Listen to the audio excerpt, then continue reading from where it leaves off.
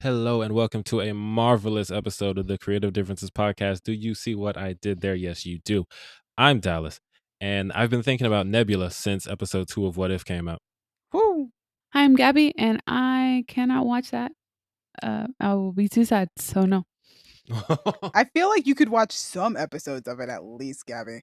And I'm Demi, and yeah, the MCU villains. What can we say? Welcome to another episode of the Creative Differences podcast, your one-stop shop for movie reviews, Fancast Fridays, Throwback Thursdays, and a number of other pop culture related items, kind of like today. Welcome to a Top 5 Tuesday, something that we don't do very often. Today, we will be giving our top 5 favorite MCU villains in honor of the release of Shang-Chi and the Legend of the Ten Rings, as well as the arrival of the true Mandarin. Yeah, Yay! big ups to the Mandarin and Shang-Chi. Colin got beat up and thrown off a waterfall, so he couldn't make it today. Jesus. And so yeah, before we start, please like and subscribe, or you too will be beaten up and thrown off a waterfall. Also today, I guys, don't make the rules. We can't promise that. Oh, Lord. Also today, guys, because we have not been doing movie reviews for the last couple of weeks, we will also be discussing the most recent trailers for movies within the MCU, 2 of which were very, very large trailers, and we felt like it would be a disservice to not talk about them, even if this episode is coming out much later than we would desire it to. But we're going to do it anyway. You got that right. Here's the thing, guys. See, Gabby thinks that we are going to skip a lot during this episode because what we will be doing is we will be going through every tier that we have for the top 5 until we finally get to our number ones. And if somebody has something that's on somebody else's list higher up, they will call skip and we will keep moving around. Gabby thinks we're going to skip a lot. yeah. I don't see it happening too often. We all agree Yeah. that we probably all have the same number 1, but everything below that, I'm very doubtful that Yeah. it's gonna match up. Not too often.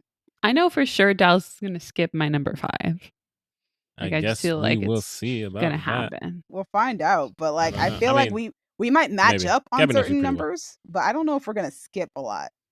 Yeah, we have differing tastes, but also similar tastes because we are creative and we're different. It's weird, yeah. See, Like me and Dallas might vibe on the quality of an MCU movie, but we might not vibe on how much we liked a certain villain. Right, like Fair. we might like it for different reasons. Yeah, So this is gonna be fun. yeah. Let's get started. Do either of you guys have honorable mentions? Because I do. Yes, I have the maximum amount, which is 5. So do I. oh shoot. Okay, you guys go first. All right. We'll go in our usual introduction order. Mine are Wilson Fisk, aka Kingpin, Kevin Thompson, aka Kilgrave. Didn't realize that was his name. Agatha Harkness, Bucky Barnes, aka the Winter Soldier, Nice. and Ulysses Claw, aka Claw. Nice. Yep. Gabby, who's on your Oh, honorable I mention didn't realize list? we were doing like all the MCU. I thought it was just like the MCU regular. This Like is the what movies? happens when Gabby is asleep while me and Dallas are discussing what we're doing. Yeah, I That's was true. She was asleep on the DED. couch while we were talking about it. Yeah. Me and Dallas were making our lists while Gabby was napping on the couch. Yeah. How deep is your depression, Soria? Oh my god. That deep. What a fun place to start. Jesus. Okay. I only have 2, and they're Obadiah Stane because he was like the first villain ever in the MCU, and Agatha Harkness because I loved her. It's so much fun. Agatha all along was something I was humming to myself That song for slaps. days afterward. She's The great. remix slaps. Great. So my honorable mentions are Cottonmouth from Luke Cage, Grant Ward from Agents of S.H.I.E.L.D., Loki. You guys probably know where Loki's from. Baron Zemo. You guys probably know where he's from. And Mysterio. Nice. So let's jump into our top 5, shall we? Number 5. Dallas, who you got? My number 5 is Ultron from Avengers Age of Ultron. Very dope. And he's my number 5 because, thank you. Few reasons. I think he is an underrated villain. I love him. I've loved him since I saw the movie. James Spader's voice was, like his robot voice, is terrifying. And I loved it. James Spader is the main reason why I love Ultron so much. Also had a lot of charisma. That's the thing. He had so much charisma for a freaking robot. There are no strings on me. Yeah, he had charisma. He was really funny. Like one of my favorite lines in any of these movies is when Tony asks him, "What's the vibranium for?" And he says, "I'm glad you asked me that because I wanted to take this time to explain my evil plan." And then just starts mollywopping him as he finishes the line because he's like, "What do you think I am, Tony?" But yeah, Ultron, he's great. James Spader gave a hell of a performance. He has a surprising amount of human emotion for a robot. Like you can see when the twins switch sides and leave him, how visibly upset he is.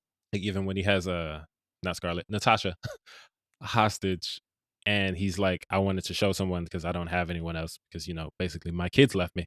And then I think it's that last interaction with Scarlet Witch shows Vision. up on the train.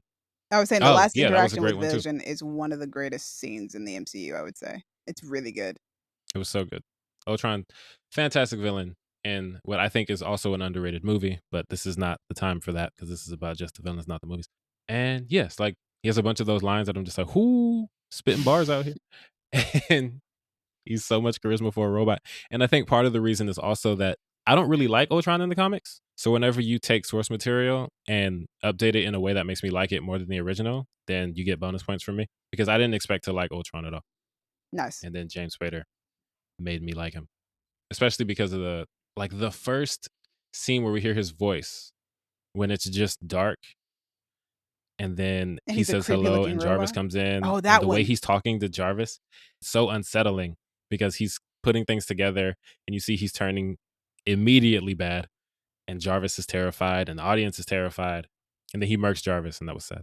Also the scene where he comes in as a robot, also dope. So yeah, Ultron. That's my number 5. Gabby, what's your number 5? My number 5 is Vulture. My number Skip, 5 you is were right. also Vulture. Nice. But I Well, knew you that both being skipped. But I knew that was the one that was gonna get skipped. I was like, that one is gonna get skipped. But that's gonna be like Dallas's number 2. possibly, maybe. We'll see. We'll see if it is. But yeah, my number 5 is also Vulture. From Spider-Man Homecoming. All right. Number 4, Dallas, who you got? My number 4 is Thanos from Skip. Yeah, I figured. But yes. Nice. Gabby, who's your number 4? My number 4 is Hydra / the Winter Soldier. Because they're kind of like a gigantic overarching villain. Hydra, like the entire whole organization. Group? Yeah, because that's basic like company? because Winter Soldier is like all of Hydra is the villain. Like all right, that's the fair. entire organization came out, was like throwing hands, and Cap was like, "Oh my god, my reality's just been really fucked with." Yeah. Also, they were really good villains on Agents of S.H.I.E.L.D. for seasons. Ooh. We were dealing with Hydra I'm still not in familiar. season 6, I believe, because Dove Cameron's character, no, not 6, 5, because Dove Cameron's character was basically an agent of Hydra. She was like one of the last Hydra members. Oh damn. Well, all right. Second episode in a row I've gotten to talk about Dove Cameron. Boom. Aren't you happy? Like the big reason was I enjoyed Captain America: The First Avenger, but that movie towards the end I kind of lost interest in it. Like the beginning of that movie was like it really had me. I loved the period piece of it all. And then towards the end I was like, this movie's still going. But Winter Soldier, I just remember, I think I've said this on the podcast before, but like from the jump, Winter Soldier's like, we're not fucking around here. And you're just like, oh shoot. And then Captain America was like, cool. Like when That's he true. jumped out of that plane, well, first of all, they kind of start the movie with like him just lapping. Him just like, Oh yeah. We're not talking about the movie though. We're talking about the villain, Gabby.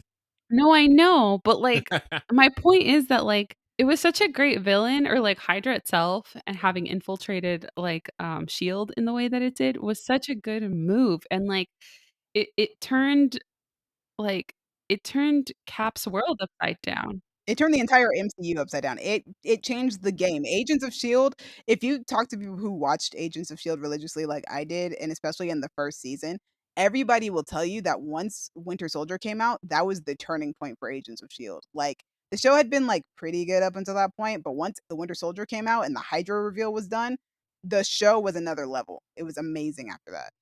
Yeah, and just like this was also the turning point for Cap, right? So he went from just being a good soldier and like following orders and like doing what he needed to do to like deciding to have his own moral compass and deciding to do his own thing, right?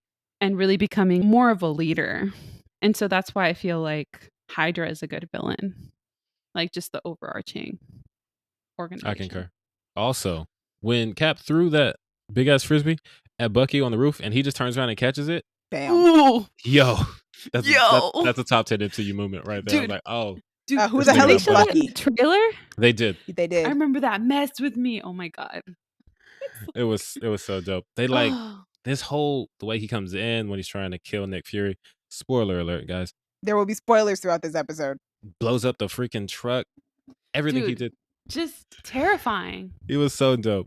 Especially when he had the mask on, because he looked even more menacing. Yeah. When he took it off, I was like, oh, it's that white dude from the first one. That's But we funny all knew that because because I we know who actually the did Winter not Soldier is. remember that being him when I saw that movie. I was like, that's Oh, the same really? dude? Oh, okay, that makes sense, I That's guess. funny. Cool. That was like way Well, 'cause before he I looks was so super in. different. Yeah, that was back before I was way super into comic books. So I was just like, that's the same dude? Oh, I guess so. He Mm. has like long hair. I just remember I came out of that movie and my first reaction wasn't even like about that. My first reaction was, oh my gosh, what does that mean for the Agents of S.H.I.E.L.D.? Like that was Yes. legitimately my first reaction when I came out of that movie. So that was such a good Nice. period My of reaction was, oh my time God, in the Captain America's MCU. cool now. Yeah. Mine too, Dallas. I was like, wow. It's just such a good exploration of what his powers meant too. Like they just made him so cool. I was like, wow. All because Anyway. Hydra's a good villain. Yeah, it's a good villain. Chop Anyway, off so one head that's and my two choice. more appear. All right, my number 4 could possibly get skipped, but I'm not quite sure. It is Wilson Fisk from Netflix's Daredevil. Oh my gosh, the performance that Vincent D'Onofrio gives as this character is one of the best performances in the MCU. Also, I don't care about anybody saying that the Netflix shows aren't canon; they are to me.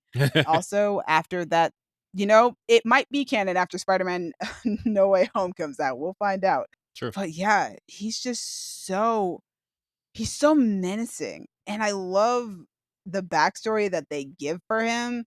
And man, like season 3, just all season 1 and season 3 of Daredevil are already like the best seasons of Daredevil. They are just top tier television. And it is partially because of how well Wilson Fisk is portrayed, especially in his like how much of an enemy he is to Daredevil.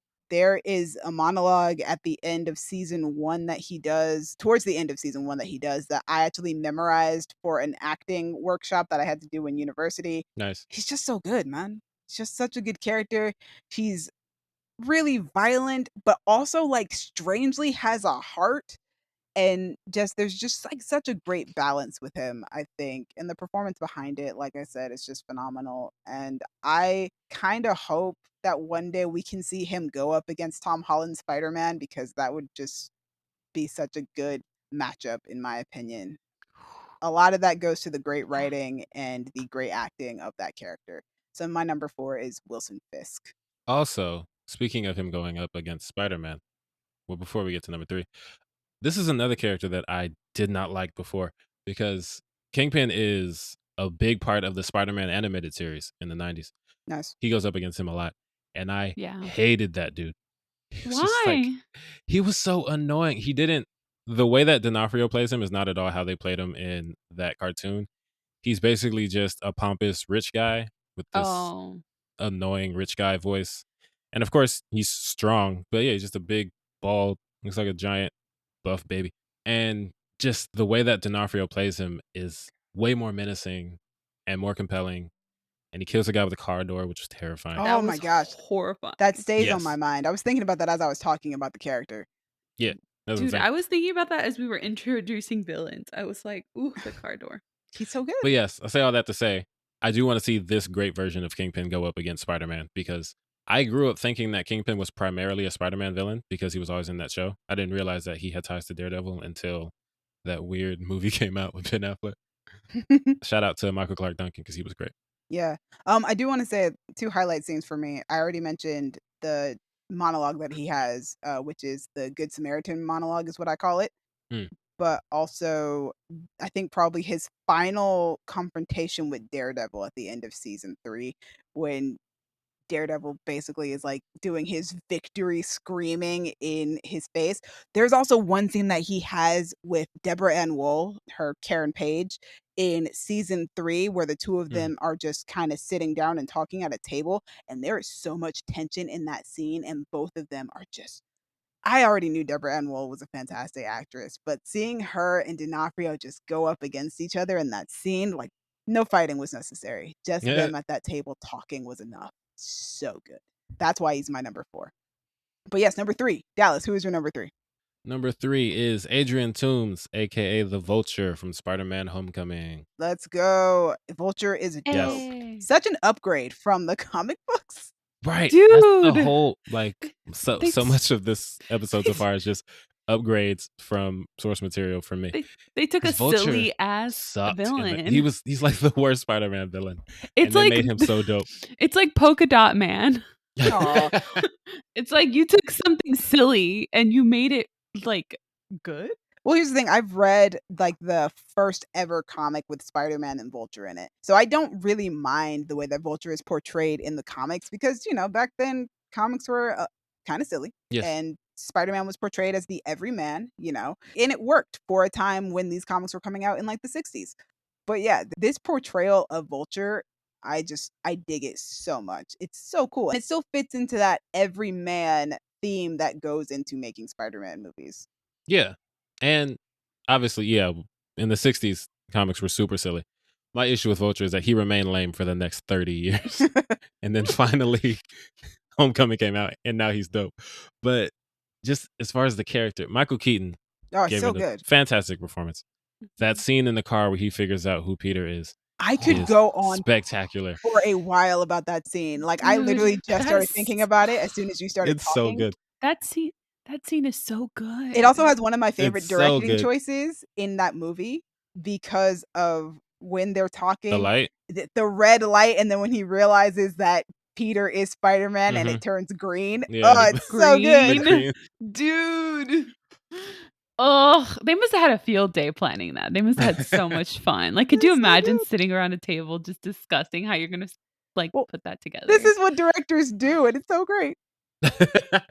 Right? One of my favorite things in superhero stories is when someone pretty much instantly figures out that someone they know is a superhero, because I'm always frustrated with how long it takes people to find out. So he hears him, he's like, there's something from it. I know your voice, because yes, he's heard his voice. He knows. And then he puts two and two together faster than anyone that Peter Parker goes to school with. He's just like, oh, so you were there and then you weren't, you disappeared, huh? You didn't show up? Oh, you're always disappearing. Yeah, okay, cool. You're Spider-Man. That was just such a dope scene. Vulture is so dope. The way, like, Peter saves his life and then he doesn't snitch him out later when a Scorpion is trying to find out who he is. So he has a moral code. And at the end of the day, he just wants to provide for his family, his black family. Yep. Dude. It's so great. That he plot is down twist. with the swirl. His wife is Dude. Garcelle. His wife, she's been a celebrity crush for so many 90s kids. And shout out to my celebrity twin, Liz Allen. Speaking of Liz Allen, one of the first things we see him do is show a picture that his daughter drew because he's just so proud of his kid. It's like, yo, I can't not like this guy. Yeah, you're stealing, but there's layers what? to his villainy. Like, Exactly. It's not like he's just like, oh, the world did me bad. It's like, no, like, I have to provide for my family. And he has like a legit reason to be upset with the Avengers and like Tony Stark because like he had a government contract. He spent money and then they just swoop in and he doesn't get paid. Like, oh, right. He had to pay his guys. And he was smart. He didn't want them shooting weapons out in the open. He got rid of the stupid guy. Although he might be a psychopath. A little bit. He melted that man. Yep. And had no issue with it whatsoever. Well, but didn't he say, I just wanted to stun him? Yeah, he was an anti-gravity gun, but also the guy died horribly. Oh, and then he tossed the gun to somebody else. He tossed the, okay, you're the shocker now. And it's like, yo, you just vaporized the man. But yeah, he's super dope. Shout out to the Vulture being amazing, because I never would have thought that they could do that. Yeah, this is definitely one of the MCU's better attempts at giving us a villain that has a very human reason for being a villain. And, not necessarily saying, yo, you should root for this guy, but also like, yo, man, what you doing is bad, bro. Like, I can't root for that. But like, I want good for you and your family. Exactly. Michael Keaton is amazing. Michael Keaton is basically superhero movie icon at this point. He's Batman, he's Vulture. I mean, yeah, he's amazing in this movie. Yeah, he's Birdman. He is Birdman. I thought about mentioning that as well. Yeah, that's true. He's Birdman. Oh, man. Yeah, but yeah, Vulture is one of the best villains in the MCU. Definitely agree. Which is why he's top 5 for me, top 3 for Dallas, top 5 for Gabby. That's true. See. Gabby, who's your number 3? Alrighty. My number 3 is Loki. Interesting. Yeah, that makes sense. Yeah. It does make sense. What? It makes sense. Gabby, I followed you on Tumblr in 2012. I remember. Oh, wow, really? Oh, that was a long time ago. Yeah. It's true though. Makes sense. Yeah. So, well, first off, he was the first like quote unquote big bad we had, right? He Because he was. was the villain in Avengers. And so I felt like it was important to include one of the Avengers villains in here. And I think he did a really great job, especially considering like it's because of, Tom Hiddleston's performance in the Thor movies that they picked him, right? It might have been. I don't know. I think the Avengers was already in pretty deep on pre-production and writing by that point. I think Joss Whedon got hired back Oh. in 2010. Oof. Okay. Then I thought it was like Tom Hiddleston's like performance that was like, oh, we're I gonna mean, make him I'm the sure bad, that but maybe definitely helped. I'm misremembering my history. He did such a great job, and he lost so spectacularly, and then it was just kind of hilarious. And since then, he's been a pretty like fun anti-hero to watch. I just feel like he's a lot of the reason we're picking these villains is because they're not cookie cutter, right? They're a little bit more interesting. There's a little bit more backstory. And so Loki inherently has a little bit more depth to him just because he's Thor's brother. He had to live in that shadow. And then they added sort of like a bit of trauma here and there with having to deal with Thanos and having to carry out Thanos' bidding in the first Avengers movie, and then losing his mother, and then Ragnarok. Like, there's just some nice levels and layers to Loki, and that have made him interesting. And so that's why I want to put him on the list, or I put him on the list because he's, there's just a little bit more to him than to everybody else. He's not somebody that they could just get rid of because the audiences found him so interesting. At least Man, the one of us audience did, went nuts for Loki. It because it was wasn't going to be me or kind of Dallas. It scary. was me. No, it's funny. I actually really like Loki as a character, but I like him a lot more as an anti-hero slash hero than I did as a villain. So I like Loki a lot now. Like, Loki's my dude. Yay.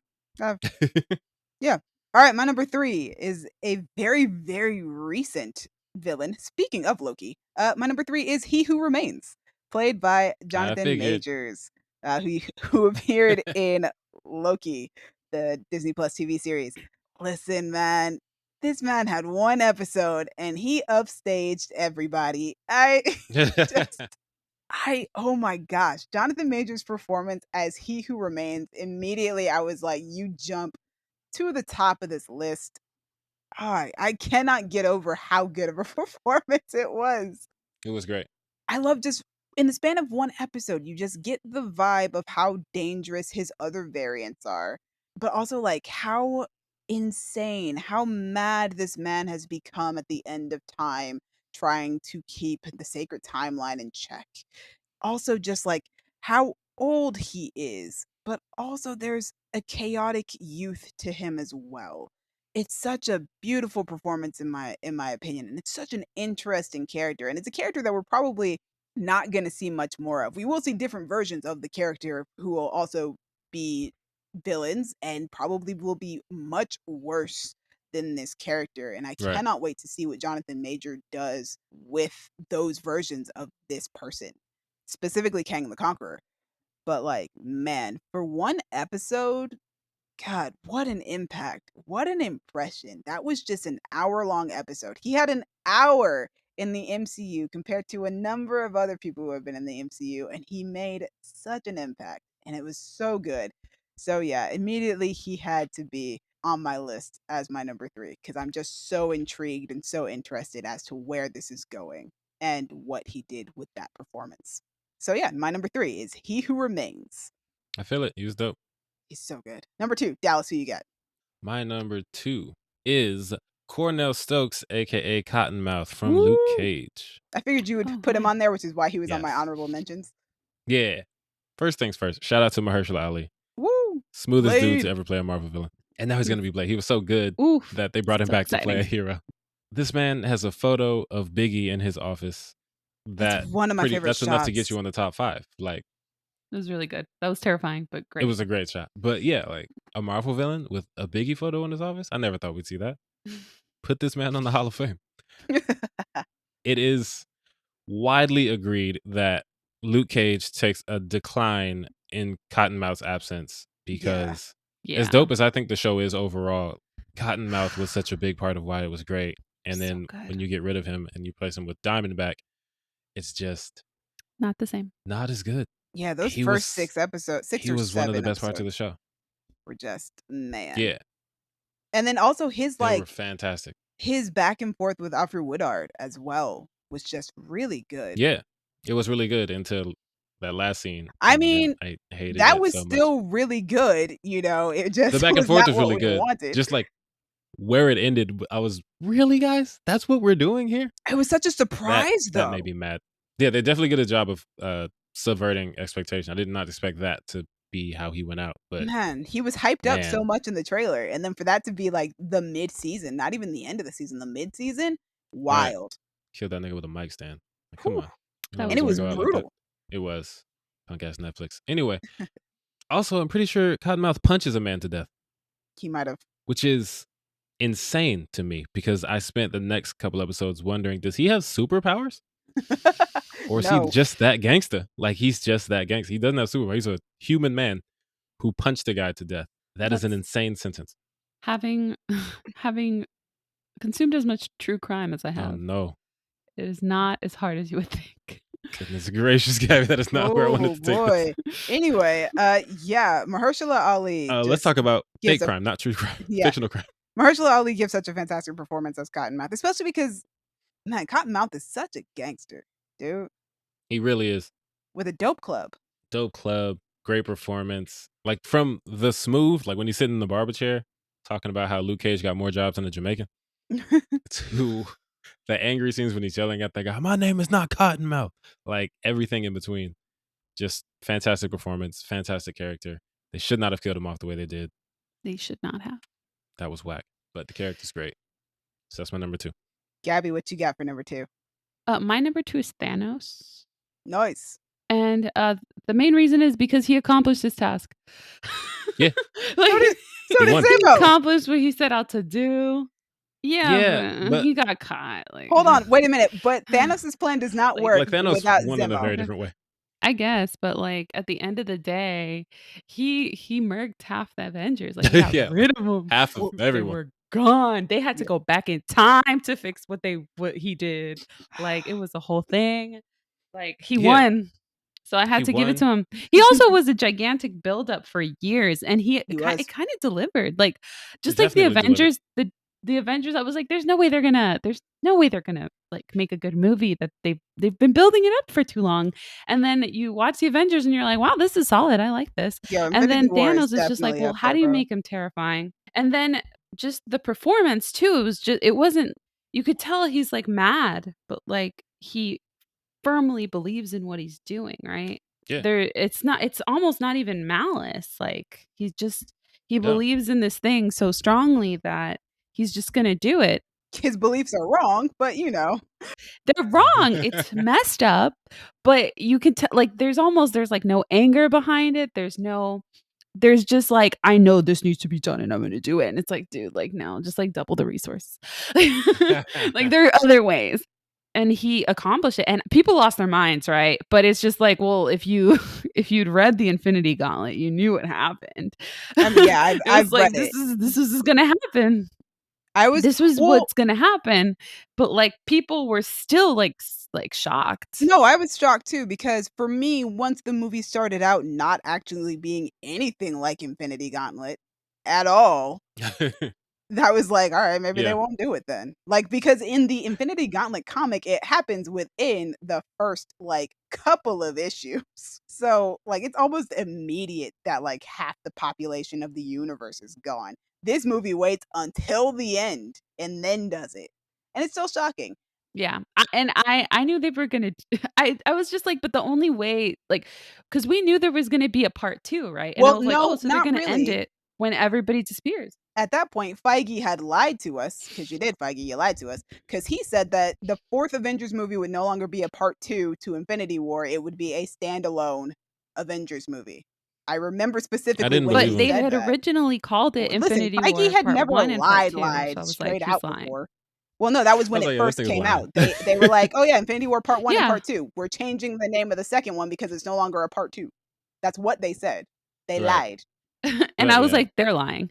They're going to end it where we lose everybody because that would be the best thing to do to like mess with us. and like to leave us like, oh God, what are they gonna do? Even though Infinity like War again, was Infinity War has that in it. Infinity Gauntlet But has he's that in still it. like I had Infinity to War does not. Yes, sorry. It is like something different, yeah. The Infinity Gauntlet has that in it. So it's just like that's where they're gonna end it. That's the best place to end it because it'll mess with people. And then people lost their they were like, what the hell? Anyway, I just have to like give it up to Thanos. And I like that Thanos lived up to the hype. And watching him win was even though I knew it was coming, it made me so sad because I didn't know who was gonna actually disappear, right? Yeah, that was Because tough. that was unclear.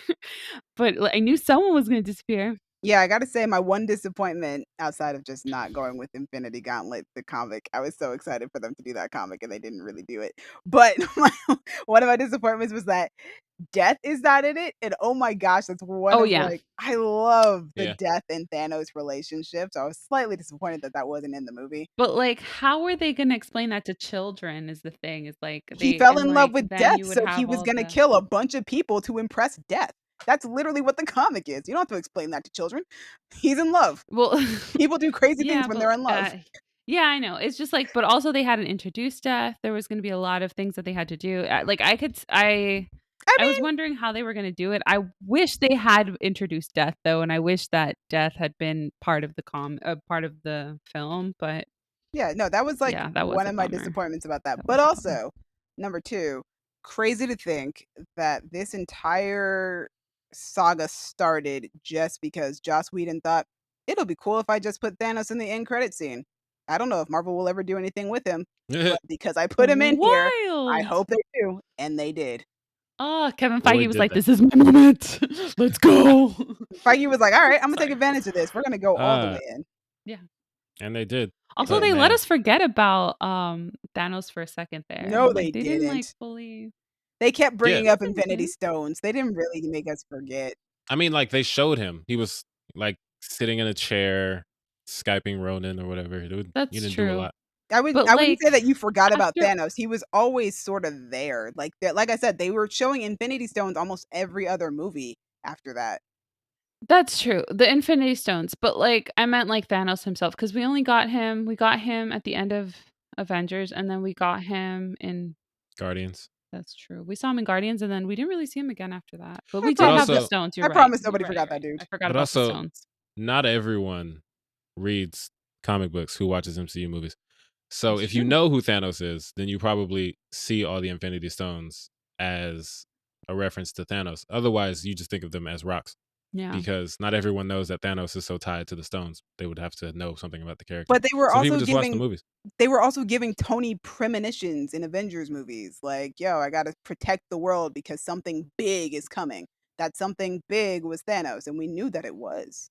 I mean, Like, I we didn't know could who think that it Thanos was. was either after I watched the first Avengers movie. Yeah, most people didn't. I don't think. I think everyone went to Google who that dude was after the movie. It's like, who's this purple nigga? The dude that I was with was like, "Oh my god," and then he explained, so I didn't even have to Google. The dude sitting next to me would told me. I had to Google it. I think I What also the had hell to is Google it. Hellboy doing in an Avengers after credits scene? What the hell? I thought it was Hellboy too, and then Like he was Hellboy's like, not Marvel. What's he "No." doing here? He don't belong in this movie. Okay, so Gabby, earlier you said something about the way they introduced Thanos in Infinity War, and he starts off holding Thor by his head. Thor, who's one of the most powerful people in the MCU, and he's just holding him like he's a freaking basketball. And then he immediately dog walks the Hulk. Like No, when he gave Hulk them hands, bro. Yep. he pieced I was him like, up. I was I was like, like, "Oh oh my god, damn, this it's is gonna be a real." problem. I love when the MCU does that. They show you. They don't just tell you. Well, Like yes, Yeah. they because were that's what you're telling us for a supposed to while do in about movies. Thanos. No, I know. But like for a while there, they were like just telling us about Thanos. We were just hearing Yeah. about it and then we saw it and I was like, oof. Yeah. Beat the anger out that nigga. It was crazy. Yo, And Hulk then was like, I also, ain't coming back out. in order to kill Thanos, they had to he was done. They had to sneak Thanos while he was eating porridge on his farm in order to kill him because he's that dope. Like they had to I run up love in this that nigga's comic house while he was reference. having breakfast and they cut his head off. And he was hurt. Like he was very And hurt. he was hurt. He was weakened. He had already used the stones a couple times. He's that dude. Shout out to him. Oh my gosh. All right, my number two. We need to move on from Thanos. Just like the rest of the MCU. And so my number two is Ava Starr, aka Ghost I from knew it. Ant-Man and the Wasp. This is a very biased choice because one of my favorite actresses is Hannah John Kamen, who plays Ghost. man, my hype for this movie went up so high when I found out she was in it. The thing about Ghost is I don't like calling her a villain. I don't think she is a villain. But however, for the purposes of this list, since everybody else calls her one and I want to talk about her, I put her on the list. Nice. And the reason I don't like calling her a villain is just because she's just this girl who's just suffered her entire life and she just wants to live, bro. Like she just wants to live by any means necessary. Sometimes that means she might consider murder. But even then, like she's not Like a considering. villain. Well, no, the thing is though about Ghost is for her it's not so much I'm going to kill you, it's this process might kill you and it won't be my fault that the process kills you, but I also need to heal. And so yeah, she's an antagonist though. She's definitely an antagonist. Interesting perspective. But yeah, I love Ava Starr because she is so vulnerable of a character from the moment that you hear her story. The way that Hannah John Common plays her, I think is just really fascinating because this is a character who's a hardened assassin thanks to the way that Shield raised her. From the moment that she meets Scott face to face, it's just such an interesting interaction because you expect her to be all hardened and mean and stuff, but she comes off almost very childish. And I thought that that was an interesting choice just because I found this idea of Ghost being somebody who is made to be this way from a child and not getting to interact with other children. She's almost stunted in her maturity because all she's ever kind of interacted with are people Yeah. who are in charge of her and telling her what to do instead of getting to socialize with people around her age and to grow up like a normal person.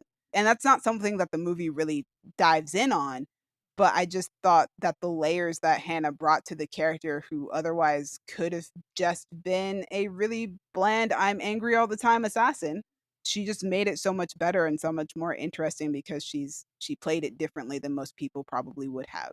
I do want to see Ghost back in the MCU. I want to see her, and if Marvel ever does the Thunderbolts, which they seem to be possibly building up to right now, I do want Ghost to be part of it because Ghost is a part of the Thunderbolts in the comic books. I've read a number of comics with Ghost in them. Ghost is very different in the comics, by the way. But yeah, I think that Ghost has a cool power set. I love Ghost's costume, which is really dope. And like I said, I love the way that Hannah John Common chooses to play the character, and I like the way that they chose to write the character because I think from the trailers you anticipate that she's going to be a character who's just power hungry and just wants to destroy the world, take over the world, whatever. I think they even like possibly had her do voiceovers for the trailer to make it seem like she was a very generic villain. Hmm. And then when you watch the movie, you come to discover that she doesn't care about anything like that. She just wants to heal and not be in constant pain all the freaking time. And it's a very personal, intimate story. And I think that they did a really good job of paralleling the father daughter relationship between Ava and Foster with Hank Pym and Hope, as well as the relationship between Scott and his daughter. Interesting. It's just like the Ant-Man movies are very much about father-daughter Mhm. relationships. When Lawrence Fishburne got cast, I was like, "Oh, it'll be interesting if his character is the father of Hannah John Common's character." And I was somewhat right because he is sort of a surrogate father to her. That plays so well into the themes of that movie, which I don't think a lot of people notice because a lot of people downplay Ant-Man movies, but they're really fun and I really enjoy them. And I want Ghost to come They're back and great. yeah, they're great. And also Ghost is now a friend to the Ant-Man squad. Baba Yaga's homies with the Baba squad Yaga. now. So, I would love to see her back. And yeah, that's that's my number 2. Ava Starr. I love her. She's great. I had such a good time watching the first Ant-Man movie because I went with, like, the lowest of expectations. Like, my brother and I went together, and we looked at each other and we're like, "This is gonna be the first bad MCU movie, huh?" And we're like, "Yeah, it's probably gonna be real boring." And then we left, and we're like, "I had a good time. That was great." It's fun. The Ant-Man Gabby, movies I are can't just a lot of believe that fun. you said that knowing Paul Rudd was in it and you love him. I do, I love Paul Rudd, but I was like, "Oof, this looks boring." And then it wasn't, dude, the comedy in that movie. It's Oh, just so it's so cute. good. Like, the story was simple, it was basically Iron Man, but whatever, it was great. The thing about the Ant-Man movies are just that they're so All right. small and so personal, and sometimes that's really nice to get out of an Avengers movie, well, an MCU movie, because they're usually so, like, big in scale, and sometimes it's nice to just go personal and intimate with some of them. And I think that's also why Yeah. a lot of people weren't as into Ant-Man and the Wasp as they probably should have been, because it came out almost immediately after Avengers Endgame. But it was like a nice chaser. Yeah. It was also just like I'm sorry, it didn't come out after Endgame. It came out after Infinity War. Sorry. Infinity War. Yeah. And it was kind of like the night it was, if you thought of it positively, it was like the palate cleanser that you needed Yeah, before the it intensity was the of chaser that you needed after your shot. yeah. That's a good point. All right, guys, let's do our number one, which we all agree is probably going to be the same. I almost think we should try and say it at the same What's up? time. So, you guys ready? What? I don't know if we can because I think there might be a delay. There's a little delay, but we're going to try, okay? So, Kill 1, 2, Okay. 3. Killmonger. It is definitely Killmonger. We tried our best. Eric Killmonger is the best villain in the MCU. Of course. We take no arguments here at Creative Differences. Yeah, there's no differences on this one. There's not. That's I true. think Colin No would even differences. agree with us It's on this Killmonger. one. Right, I this think is he the one did, like, thing. before he left. He was like, Yes. the one villain that it should be. It's Eric It's Killmonger. Killmonger 5 times. That's Colin's list. It's like Dylan 5 times. Exactly. Dylan. Yeah, he's the best villain. I mean, hey, auntie.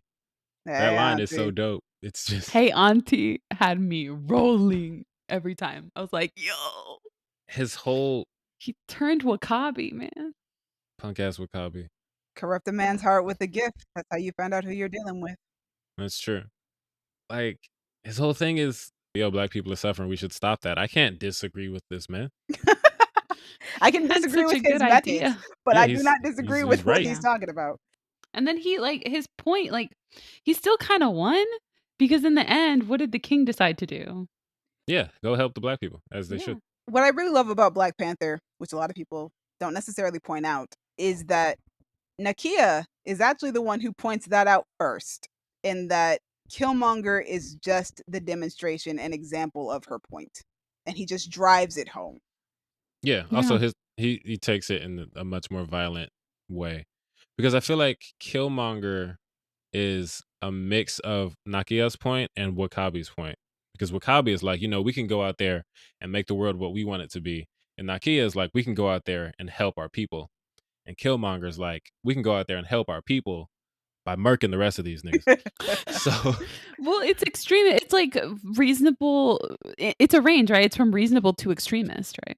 Yeah. They all want the same thing. It's just with different levels to it. Kind of want the same thing. But yeah. Because I think Nakia is the one who tells T'Challa at first, and T'Challa, he's considering it, but not really. But then Killmonger comes along and is the extremist view of it, and is the demonstration of what she's talking about, is the embodiment of it, more than just also believing the same thing that she does to an extremist point of view. And he's like, oh, no, we have to avoid something like this ever happening again. We have to do this. And finally, he starts agreeing with Nakia. But I think a lot of people forget that Nakia is the one who initially puts it in his head that Wakanda needs to do something. Killmonger is the physical embodiment of why it needs to be done. Yeah, he sure is. Because he threw that nigga off a waterfall. Oh my gosh. And you don't What want that an to happen again. amazing scene, bro. I remember being in the theater and being like, we're halfway through the movie. You can't throw him off a cliff. Like, what is happening here? That scene hurts me every time. Yeah. I was is like, this your king? Dude, when he said that, I was like, but also, unfortunately, I'd listened to the soundtrack and I was like, is this what that song's about? Don't ever do that. Oh my god. That was a mistake on my part. I was like, listen, I don't care what nobody says. Michael B. Jordan's performance in this movie is phenomenal, man. Such a good performance. Yeah. What a great job. That's why Ryan Coogler keeps hiring him. I love it. He was so good. Killmonger is amazing. Like, this is a character that we all watched die a lot because we saw the movie a bunch of times, and people are still like, is he gonna be in Black Panther 2? Right? Everyone is like, oh yeah, I think he's gonna be in Black Panther 2, despite the fact that we saw this nigga get stabbed in the chest and fall over dead on top of a mountain. It's like, yo, he's definitely dead, but like, we had still an want him back. on-screen death. He gave it the most iconic death line possibly ever, telling T'Challa not to save him. Yeah. But it's Marvel, so you can always bring him back. That's true. Exactly. Comic books. We're about to go into the multiverse, so. Well, that's actually, there is going to be a what if episode of when Killmonger saves Tony Stark. and I'm so excited to see that What If episode and Oh how that yeah, goes and how that changes Killmonger as a person. that looks super dope. It looks so dope. First off, Killmonger is in, you know, we all think is probably the best MCU movie ever made so far. It is. And just I think this is just the best example of an MCU villain that's been humanized. Humanized in a way that you like kind of like the character, but also like even though they're a villain, you don't want them to die at the end. I was so sad when he dies at the end. Like it was tragic to me because this was Yeah, Yeah. Killmonger's story is a tragedy. yeah, But also I felt like, how do I put this? I wanted to see a more epic ending for the Killmonger Black Panther saga. Although now, knowing what we know, we would have never gotten it. So that kind of was the epic ending to it. yeah. Pretty big way to go out. The way that it ends though, I mean like I don't know if an epic ending would top the line that he gives when he dies. Like I don't know if you can outdo that moment. That's true. And also it's just such a beautiful moment because like one of my favorite things about Black Panther, which I didn't realize until like my second or third viewing of the movie. Actually, it might have been my third viewing of the movie because I saw it twice within the span of 2 days. When the movie starts and you hear the voiceover, I think most people initially think that it's T'Challa that's asking his father to tell him the history of Wakanda, but it's Killmonger. Yeah, And throughout the movie, you discover that Eric, throughout his entire life, has learned so much about Wakanda from the stories of his father, and his father telling him that one day I'm going to take you to see the most beautiful sunset in all the world, which is in Wakanda. And Killmonger's ending is him finally getting to see that sunset, the ending to that fairy tale that he believed in as a kid in Oakland. And it's just such a beautiful ending. Like I don't know if you can outdo that. Like it's just so perfect and so sad. yeah. And tragic. It It's is so it's so sad. tragic. I love it so much, but there's so much that you could say to break down Killmonger and to break down like Black Panther as a movie. And I know that there are people out there who think that that movie is so overhyped, but it's hyped because we can break it down like this. It's not. It Because should have won Best Picture. there's so much that we can pull from this movie that we can continue to analyze. And you know what? I can't wait until we get to the Throwback Thursday for Black Panther. That episode is going to be long as hell. Oh, definitely. Killmonger is definitely the best villain in the MCU. We don't take any Yeah. arguments about that here at Creative Differences. In fact, when we decided to do this episode, we were like, well, we all know what number 1 is. So everybody, what's your number 2, 3, 4, and 5? Exactly. Same thing's going to Yeah. happen when we do our top 5 favorite Spider-Man What's your movies. number one, and why is it also Killmonger? It's beautiful. I think we could go on for hours just talking about Killmonger Yeah. himself. We can't. We shouldn't. I mean, we should, but No. not Yeah, today. let's not. We We should have to not. end this. No, not on mic. Those are our top 5 MCU villains. Number 1, unanimously agreed upon, Eric Killmonger, played by Michael B. Jordan in Black Panther. Last thing we're going to do, and we're going to try and do it as quickly as possible, we want to discuss the 2 recent MCU trailers that just came out, one for Marvel Studios' Eternals and one for Sony's Spider-Man No Way Home. No Way Home was a surprise. We are actually recording this the day that this trailer released. This episode is coming out way later because we're just hyper prepared. Do you guys want to start with Eternals since that was the first one that came out and then go into Spider-Man? Let's start with Eternals. So this was my second most anticipated movie of the year. It still is. Man, I have this feeling this could be one of the best movies that Marvel Studios has ever made. Quite possibly. Interesting. I just have a lot of faith in Chloe Zhao. You know, Academy Award winning director, Chloe Zhao, as it says in the trailer. 2-time. 2 times, guys. 2 times. It doesn't say 2 times in the trailer, but it does say Academy Award winning They director. should have though. They should have been like 2-time. They really specified the director part. That's the important part in this situation. It's their first Academy Award winning director of one of their movies, I believe. I Yeah. think so, yeah. Visually, this movie looks incredible and it looks so different from any other Marvel movie, partially because Chloe Zhao has a really dope style and a lot of it is very practical, Yeah. Which is so rare. especially for the MCU. Yeah. It looks so beautiful. And even with like the visual effects tacked onto it, onto the practical, you know, backdrops and settings. Just looks really cool, really nice. We got the answer that we were looking for as to why the Eternals did not interfere in anything from the past 25 movies or so. so sorry. Marvel was like, all right, shut up. We'll tell you the answer. Yeah, that's not good enough for me. Oh god, it's so great. Yo, the reveal of that Celestial, though, oh my gosh. Just It looked That was dope. terrifying. somehow that reveal still had so much epic scale, even if you're watching that trailer on a phone. Like, even on a phone, I was just like, Dude. yo, you're huge. Yeah, I watched it on a Also, laptop and I was like, I thought it was Galactus. I want to Yo, Galactus ain't got so nothing on them.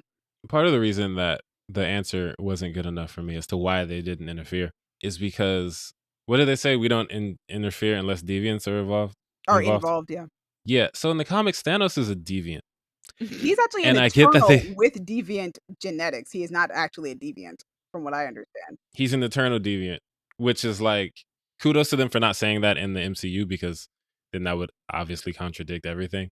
But it's just like, guys, you got to step in here to get killed. Maybe half of them, like I don't know, statistically speaking. No, I'm firmly believing that Richard Madden's character Icarus possibly was snapped because Selma Hayek's character Ajak is having to explain everything that happened to him in this trailer. Yeah, goodness gracious. Mm. Yeah, like bro, y'all should have. But whatever. If that's what they want to do, that's what they want to do. Yeah. I'm just mad at them. It could just be like a run of the mill like exposition explanation too. I mean, it definitely is, know. but also he seems to not know anything that's happened. Why is she explaining the entire snap to this dude if he was there? He probably wasn't. Fair. Okay, but Yeah, I'm super excited. The cast looks dope. Icarus's action sequences look super dope. Like the laser eyes look Dude. really good. They do. Look super dope. It just makes me excited for them to bring the X-Men into fruition. That's what I'm excited for. A lot of people have been comparing him to Cyclops or the Man of Steel version of Superman. I like the portrayal of all their powers, actually. Gemma Chan's Cersei has a pretty dope moment in the trailer where she turns a bus or something into a bunch of flower petals or something. That was cool. The super speed in this movie looks really dope. Angelina Jolie's character, Thena, when she is using the weaponry, so cool. I love the golden geometrical shapes that are used when their magic comes about because it looks different than any other magic in the MCU. Yeah. Yeah. They're really holding back on whatever Kit Harington's character Dane Whitman is able to do in this because I know that he's like Black Knight or something, I believe, in the Marvel comics. So he can do Ooh. something. So it'll be interesting to see what his character does. He's looking real confused though. Like he don't know nothing. He's human. He definitely don't know nothing. He's like, girlfriend of mine, can you please explain to me what's going on? Yeah, it all looks so cool. The love triangle in this is gonna be heartbreaking. Oh, it's gonna mess with my head. They also seem to be holding back on showing Gemma Chan a lot in these trailers and teasers, which is interesting to me because Kevin Feige said if he had to choose a lead for this movie, it is Gemma Chan as Cersei. So I am curious. But they're also holding back quite a lot of details about this movie. Even the story point itself for the movie is just kind of like, hey guys, this thing called The Emergence is happening and they have 7 days to save the world. Okay, that's all you need to know. Come join us in November to see what this movie's about. Honestly, sometimes that's more than like they give us. Like Endgame, it was like I didn't even watch the Endgame trailer, to be honest. I don't even know what was in that trailer. yeah, not much. But you know what? I appreciate when movies do that. Same. Let's not give away everything. I'm just excited to see Brian Tyree Henry because I love him. They use his comedic timing so well in this trailer. Yeah, he was great. Yeah, and his exasperation. Ooh, Yeah. the IKEA table joke. The IKEA table. But also, you know Yeah. what's never saved the world? Your sarcasm. was great. Love it. We are big Brian Tyree Henry fans here at the podcast, so we are very excited to see We him play a are. superhero in the MCU. This is true. I went to see him on Broadway and he was so good. And he shouted me out by name, so thank you for that. He did. You're welcome for that. I didn't even get shouted out. I just got You a were in the picture and a video. hug. I got a hug. He put his arm around me firmly and I was like, ooh. He was like, you're my one fan here. Nice. Oh man, he's so great. And this movie has a stat cast. It looks good. I'm excited to see what the story is about, and I'm excited to see what themes Chloe Zhao explores within it. There are some biblical kind of things going on, like the choice of doing 7 days. World was created in 7 days, going to be destroyed in 7 days. You know, it's really interesting. They've spent 7,000 years on the planet. You know, seven is a kind of a pretty biblical number. Themes so far. But yeah, I'm just super excited to see what they're going to do with it. There's a lot of mystery behind it, but they're definitely saying that it's the most ambitious MCU movie they've done so far. And it's also like a group of characters that not a lot of people know a lot about. It's exciting to go into a movie where you don't really know anything that's going to happen. That's true. Yeah. My second most anticipated movie of this year. I'm really excited to see what comes of it. I have really high hopes for it. And I hope that doesn't let me down in the end, but I don't think it will. The next trailer we're talking about, Spider-Man No Way Home, the probably most anticipated trailer of this year. It is for me. What'd you guys think? I'm excited. Man, I'm so hyped. I don't know what we're gonna get.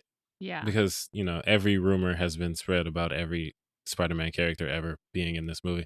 But even what we got was, oh man. Yeah. I'm like so excited because now all the rumors can be true. Like they found a way. Like I'm so I cannot express. I can't express how excited.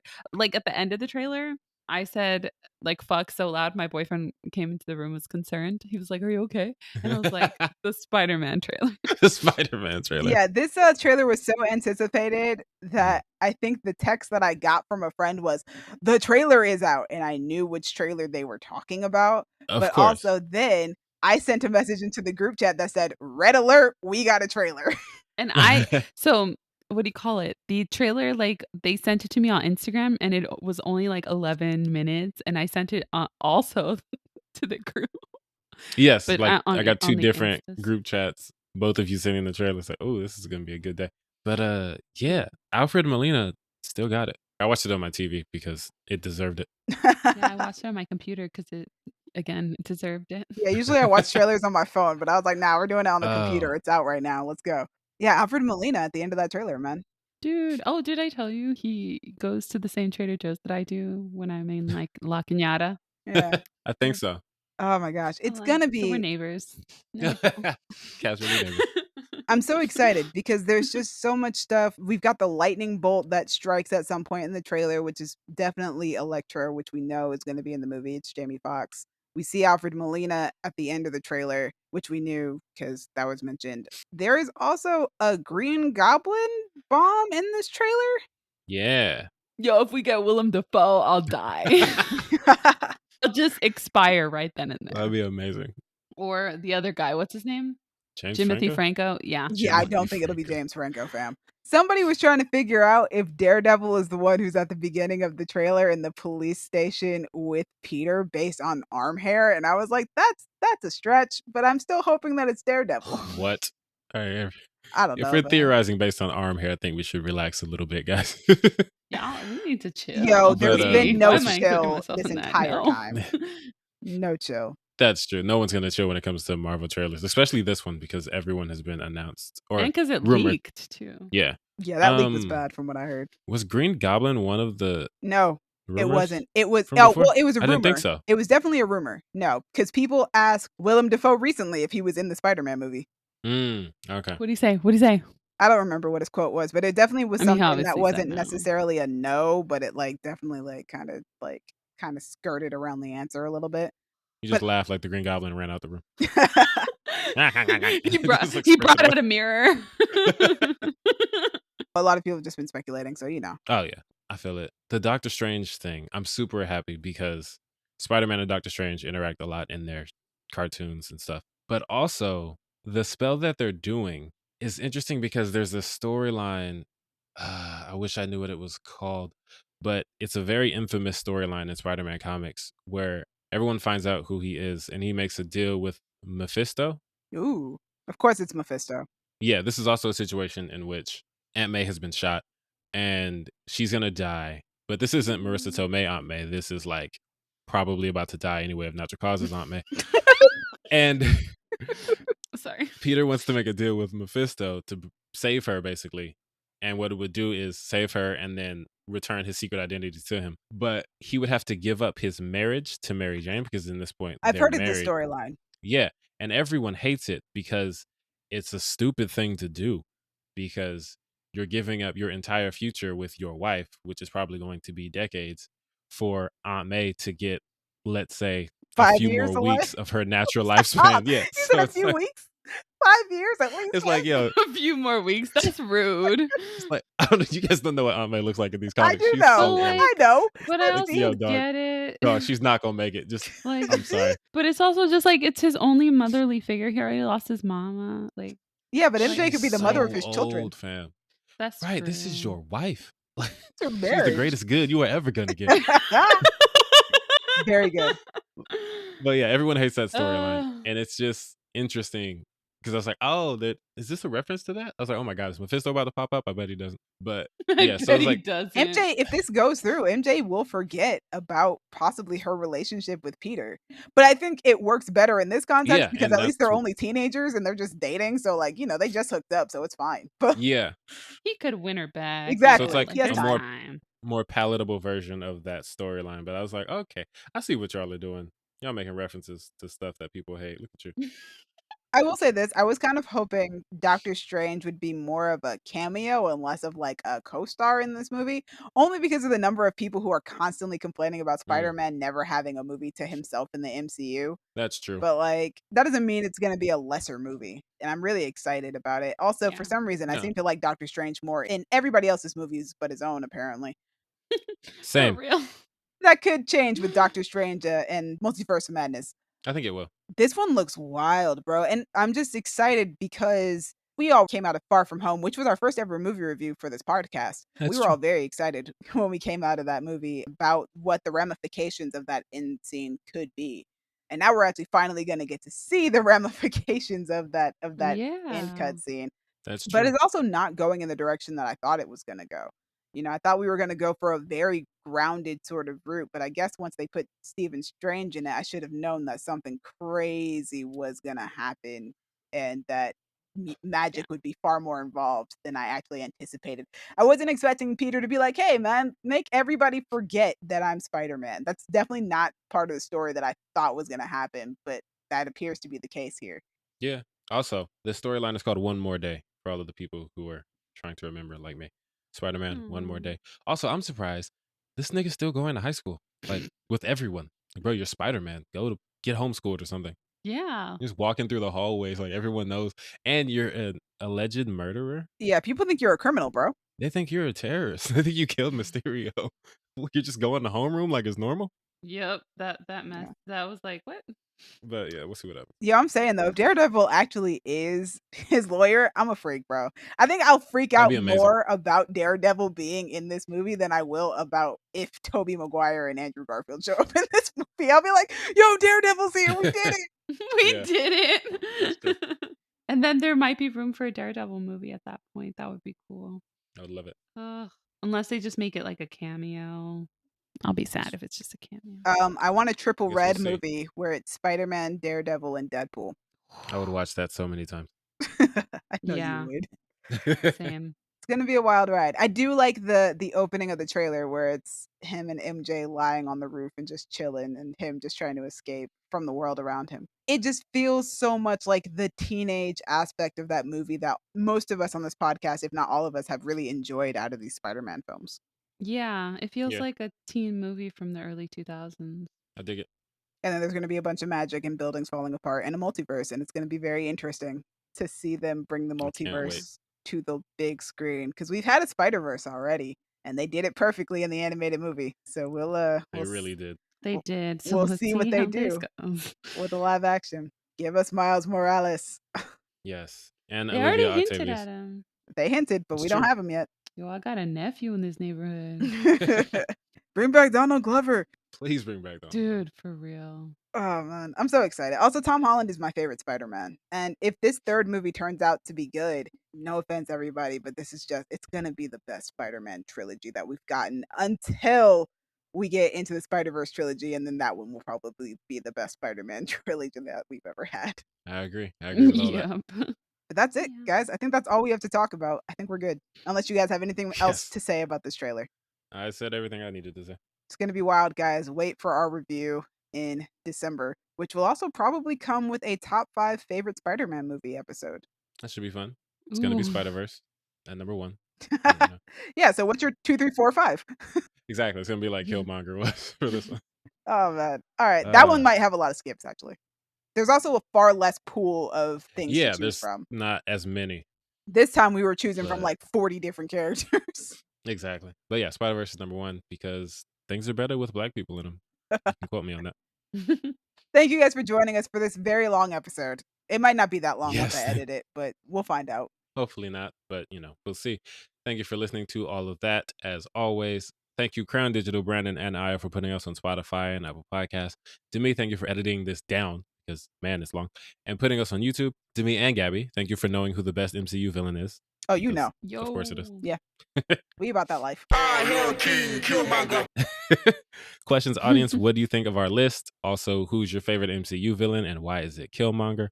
Let us know in the comments or hit us up on Twitter at y'all_different, Instagram and Tumblr at Creative Differences Podcast, or Facebook.com/Creative Differences PC. If you have a favorite MCU villain that isn't Killmonger, hit me up on Twitter or Instagram at a king named Simba, and you can try to explain yourself. You can find me, Gabby, on the Instagrams at Stegosaurus. And you guys can find me on Twitter and Instagram at Dreamy Films. Dreamy is spelled DREEMI. Make sure you guys join us next time. We will be doing a review for Shang-Chi and the Legend of the Ten Rings. Thank you guys for joining us. Also, have an update on Colin. Apparently, he deleted his Twitter, but he wanted me to let you all know that he is, and I'm quoting here, that bad type, make your mama sad type, make your girlfriend mad type, might seduce your dad type. So, whatever that means, Colin wanted me to tell you. Oh, it's he's a bad guy. Yes, good job, Gabby. All right, it's been different. Bye. Bye.